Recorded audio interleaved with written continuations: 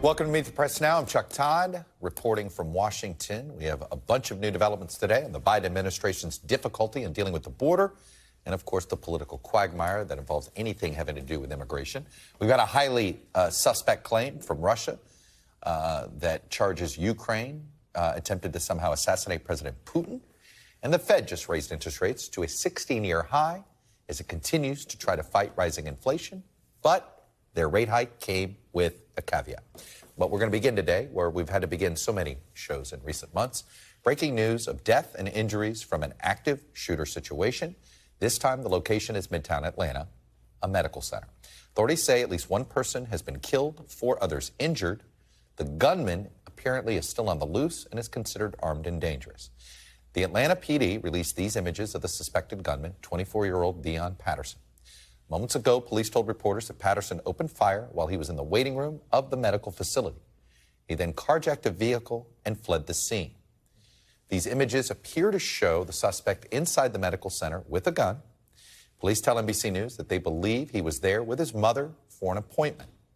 The shooting in Atlanta comes as the U.S. has now seen at least 190 shootings this year that meet the Gun Violence Archive's definition of a mass shooting.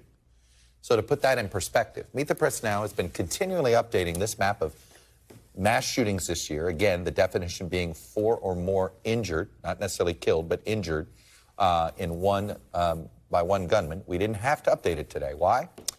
Because this is not the first mass shooting in Atlanta in 2023. Speaking this afternoon from the White House podium, Press Secretary Kareen JeanPierre told reporters that President Biden has been made aware of the situation. Is the president frustrated about what we're seeing in our communities, in our schools, in our churches, and this epidemic that we've seen, this gun violence epidemic? And this is yes, of course he's frustrated. We know that Congress needs to take more steps to deal with the violence that we're seeing, again, in our communities, our schools, our churches, which just should not be. American people should be able to feel free to go into a grocery store, to go to church. Our kids should feel free and feel safe, and our teachers, administrators should feel safe to go into a school.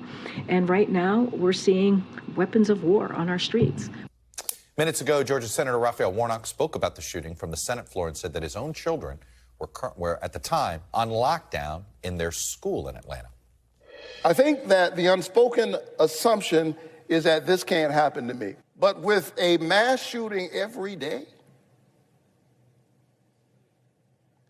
the truth is the chances are great.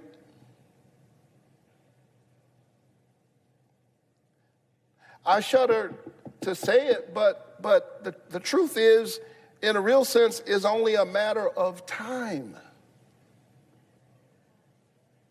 that this kind of tragedy comes knocking on your door.